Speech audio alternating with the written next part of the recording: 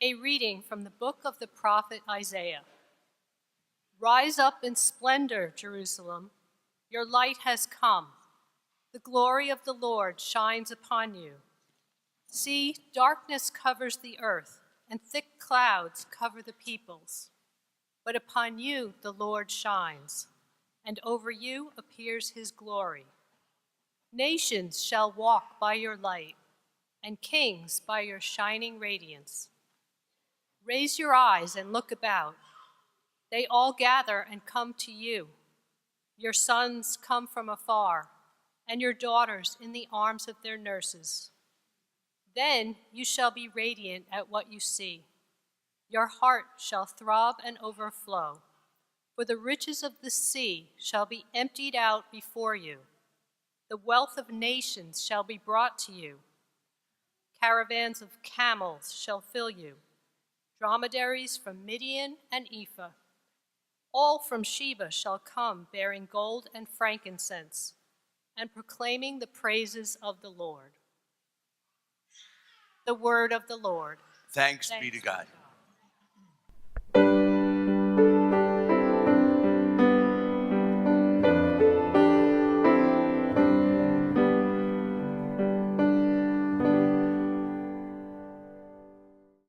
A reading from the letter of St. Paul to the Ephesians.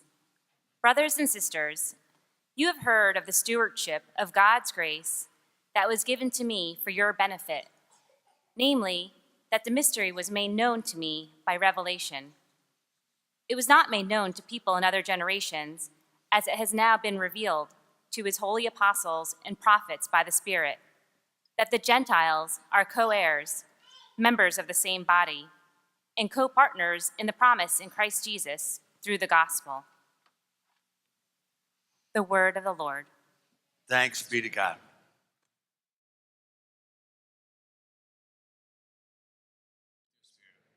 A reading from the Holy Gospel according to Matthew.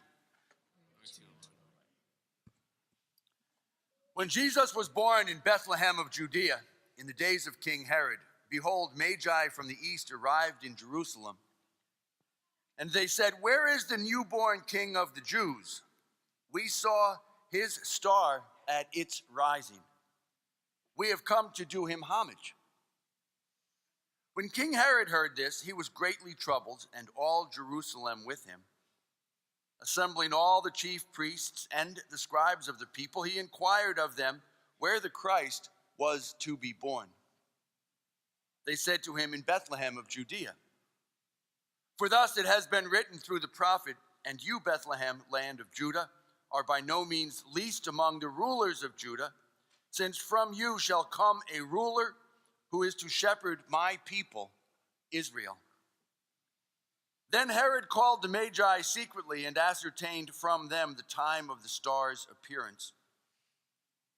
He sent them to Bethlehem, and he said, "Go and search diligently for the child, and when you have found him, bring me word, that I too may go and do him homage." After their audience with the king, they set out, and behold, the star that they had seen at its rising preceded them, until it came and stopped over the place where the child was. They were overjoyed at seeing the star, and on entering the house, they saw the child with Mary, his mother. They prostrated themselves and did him homage. Then they opened their treasures and offered him gifts of gold, frankincense, and myrrh. And having been warned in a dream not to return to Herod, they departed for their country by another way. The Gospel of the Lord.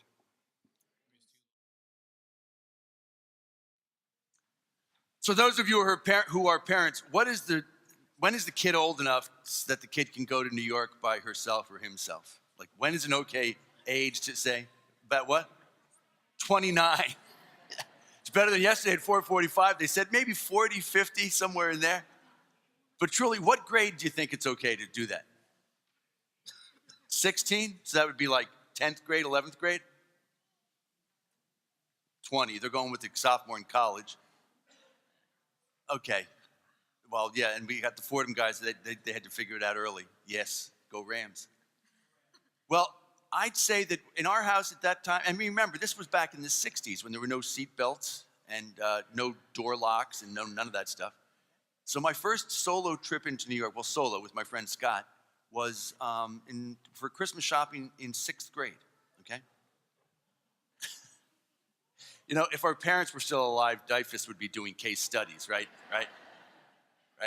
And for those of you who were from Bayonne or Hoboken or Jersey City or something like that, I'm sure it was no big deal to sneak in there with your first communion money, you know, to see what was going on in the Big Apple. So our oldest sister wrote out a very carefully done map and said, here's where you get out of the bus at the Port Authority, and then you just walk quickly through Times Square down 42nd Street, take a left when you get to the big lions there on your right, and then you just walk up. And what would have been in 6th grade, what would have been the upper limits of 5th Avenue in those days? Like, where you didn't, as long as you were there, you had to go see what store? FAO Schwartz. Thank you very, very much. Your trip wasn't complete until you got to FAO Schwartz, at which point you come down the slide, turn around, and go back. So I had to get just a couple of presents. In those days, my paper route money funded 2 projects of mine, just 2. It was travel, and basically January through October was for me, for putting money away for traveling for big exotic trips for, you know, a 5th grader or a 6th grader. And then the rest of the dough basically went to Christmas presents for everybody. And that year, when we finally got permission to go to the city, there were just a few presents I had to get. I still needed something for the 2 kids just up from me, Peter and Lucy. And big score, big score. Didn't even have to leave, just as soon as I got into Times Square. 2 tickets to a Janis Joplin concert. How cool is that, right? That's a big score. And the tickets in those days were like $12.50. True, this is true. And little did I know, looking back, they clearly didn't deserve it. But what did I know at the time, right? And I had to get something for Jamie. That was easy. And then go up 5th Avenue. And on the map, believe it or not, my grandfather had a bowling alley in the Port Authority. It was the first mechanized bowling alley in the country. And that's what he did in his retirement. And then his family still had the big store at 45th and 5th. So if you got lost, stolen, or strayed, you just run immediately to one of those 2 locations. So we stopped in to see Uncle Jerome, who was predictably unpleasant, but funny, but very cutting. Go to St. Patrick's, and we're going to head up to FAO Schwartz. And we go past the store, and I only have 1 present left. It's for Mom, and I have my $20 left. That was big. And there's the store, and I thought, oh, this is perfect. I've heard of this place before, Tiffany and Company. I'm going to find something there for Mom. So I go in, and we got so lucky because Scott and I could have been into some guy who said, you know, you 2 little punks, get out of here. But the guy I said, I need to get a Christmas present for my mother. And his first question was, well, sir, he called us sir, what's your budget? I said, oh, that doesn't matter. Just tell me what would be good for, it doesn't matter. Get out of here, you punk.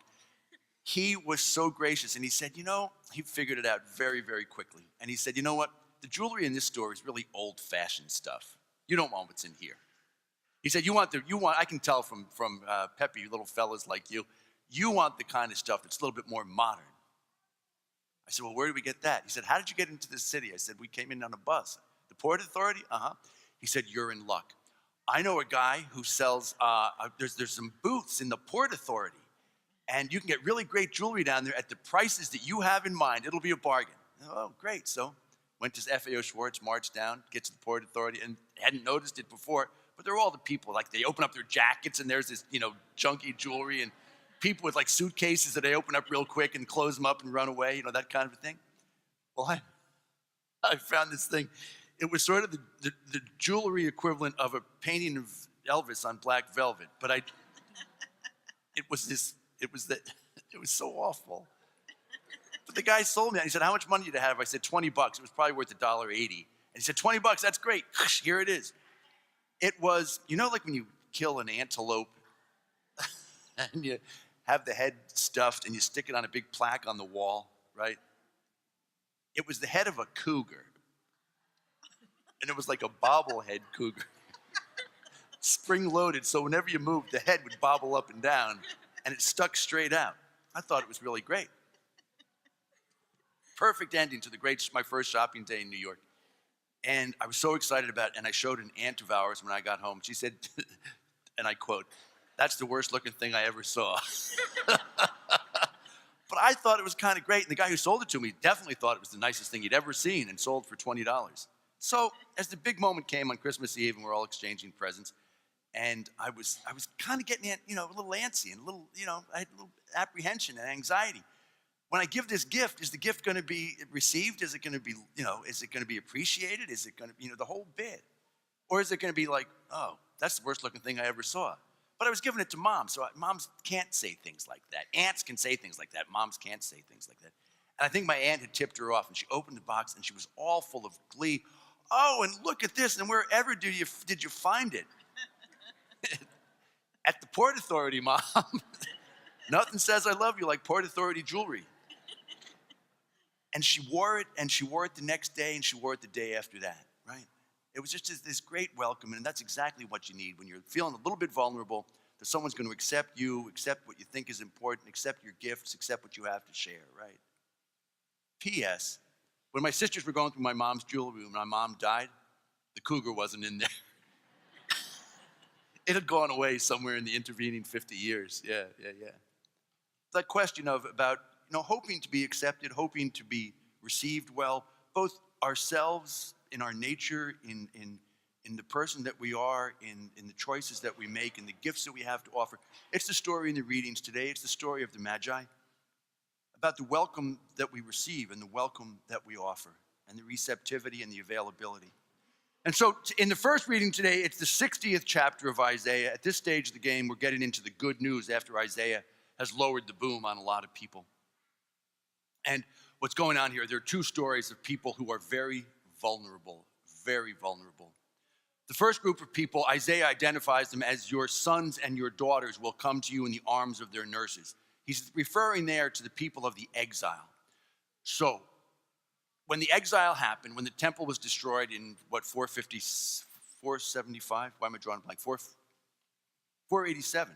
Well, whatever it was, around the year 500. 487. When the temple was destroyed, a bunch of people were left in Jerusalem on Mount Zion, and the leading people were led away in captivity to Babylon. Several decades go by, and then it's time King Cyrus takes over in that part of the Middle East, sends the captives back home. Now, the captives going home, most of them had not ever been to Jerusalem before. They're going home to a place they'd never been before, as the song says. And the people who were in Jerusalem had never known the people who were shipped off during the exile. So, you can only imagine the expectation and the anticipation and the apprehension of the people who are coming back to Jerusalem, the children of the exile coming back to the children of the faithful remnant. And what will they experience there? And will they be regarded as outsiders, or will they be welcomed? Will their gifts and their insights and their experiences in Babylon be valued or dismissed? Don't want to psychologize it too much, but you can imagine people going, as the song says, going home to a place they've never been before. And what kind of a welcome will they receive? And also the people who were the faithful remnant, the descendants of the faithful remnant who stayed there. What's going to happen? Are they going to be, thought well of by the people who are returning from the exile? They've done their very best. The temple's in ruins. The vineyards are all torn up. They've worked mightily, but there's going to be a certain tension there. And will the two groups welcome each other? You can learn a whole lot more about the relationship between those two groups if you read the books of Ezra and Nehemiah. They have a lot to say about it. Ultimately, they worked it out. It was tough, but they worked it out. The other group in Isaiah are the people of Midian, and Ephah, and Sheba, who are going to be streaming to Jerusalem, called by God sort of anonymously to go to Jerusalem, to pay tribute, to worship there. And you have to imagine, if you're someone who's not been part of this whole Jewish story, and you know the Jewish story, are they going to receive you when you get there? Are they going to want your gifts? Are they going to say, take this junk and get out of here? You're not part of our group? How's it going to work out? And so if you're coming from Ephah or Sheba or Midian, you got to be thinking, how are those people up there going to treat us? Are they going to be nice? Are they going to be receptive to us? Or are they going to tell us to get lost, give us the bum's rush? That hope dwells in every human heart, right? For a good reception, a warm welcome.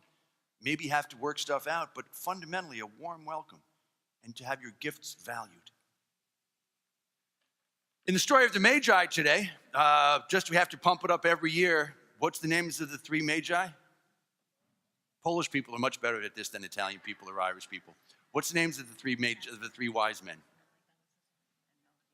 Balthazar, Caspar, and Melchior. There you go. Balthazar, Caspar, and Melchior. Right. And they come from a place, there's lots of controversy. Did they come from what's modern-day Saudi Arabia? Did they come from modern-day Ethiopia? They might have even come from Sudan. But they probably came from Persia. Did they travel 400 miles or 800 miles? Were they part of a traveling commercial venture? You know, sort of a first century Mary Kay Tupperware road show, right? That they were just going around that part of the world selling their stuff. Many, many legitimate explanations. But whoever they were and however they got there, what we know is they weren't part of the culture of Bethlehem. They came from far away. The gifts that they brought were gifts that you wouldn't find in Israel. Gold, frankincense, and myrrh. Frankincense and myrrh especially. Those come from plants and things way down in the Arabian Peninsula. They're going to be different.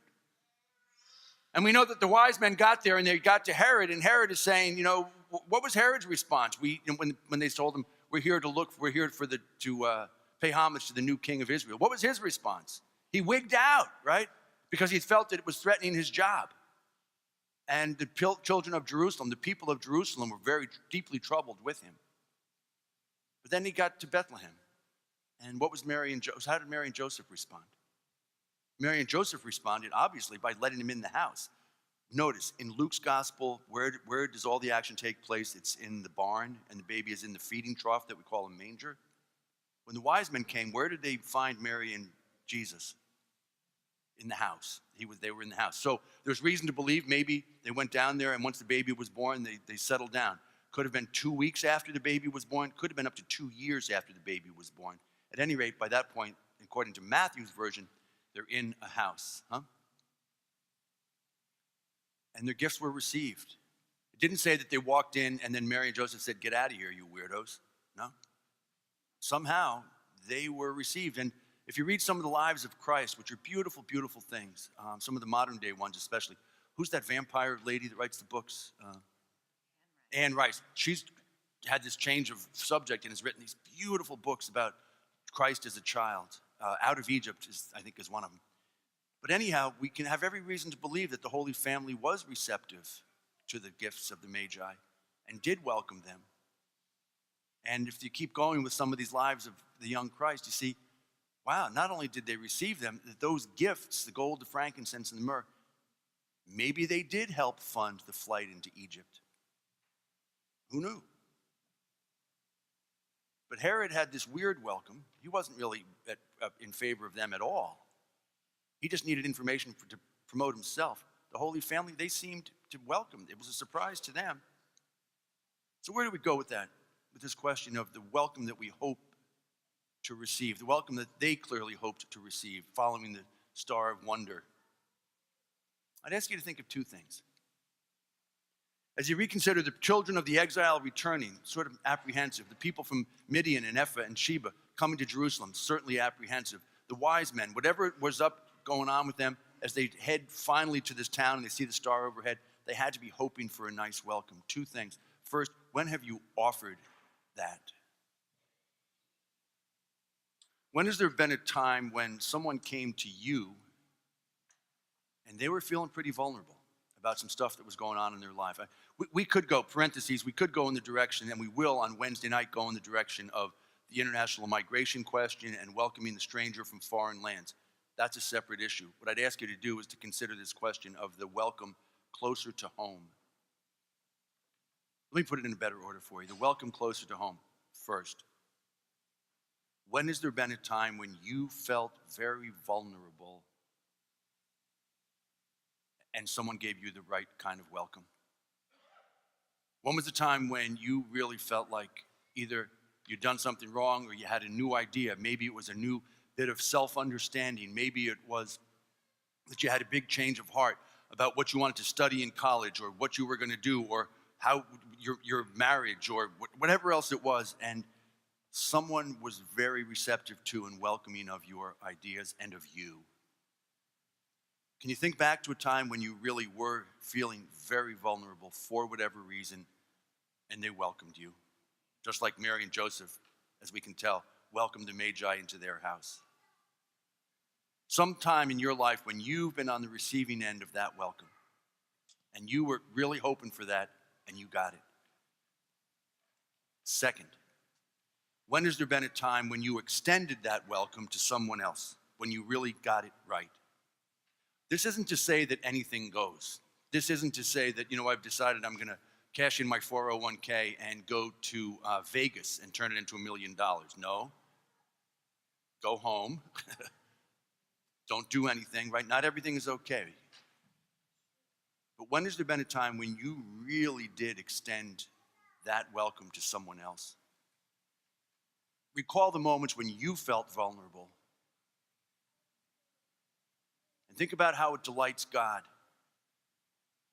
that other person or persons welcomed you and was receptive to you and was available to you and your nature and your insights and your gifts and everything else. And where have you done it well? You've done the same thing for other people.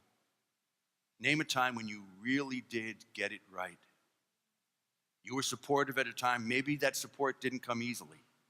Maybe your first thought was, you got to be kidding me. That's the ugliest cougar I ever saw in my whole entire life. But you worked it out. When has someone done it for you? When have you done it for someone else? And can you imagine what the world would be like if everybody were that way all the time? It's not anything goes. It's, thank you for receiving me at a time when I feel vulnerable.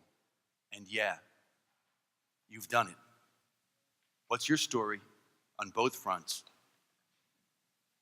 And how might God be saying, check it out. You're good at this. I want to keep using you.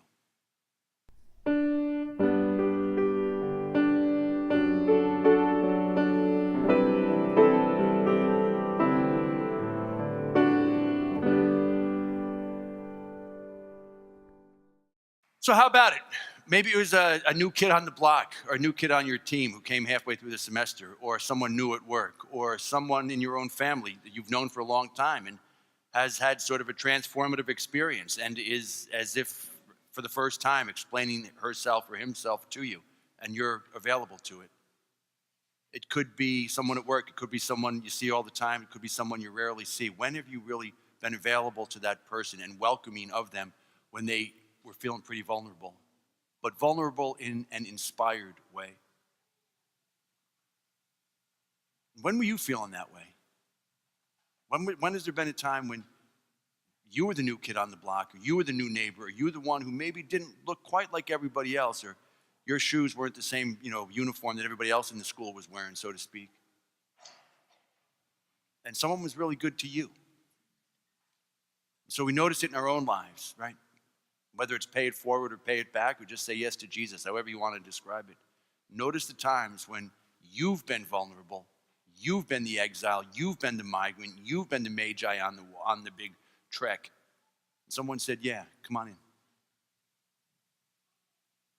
And when you notice that, when have you done it for other people? And imagine if the world were that way, and imagine the delight you bring to the Lord. Can you hear the Lord saying, you're pretty good at it, and I need you to keep doing it? What's next? Let us pray.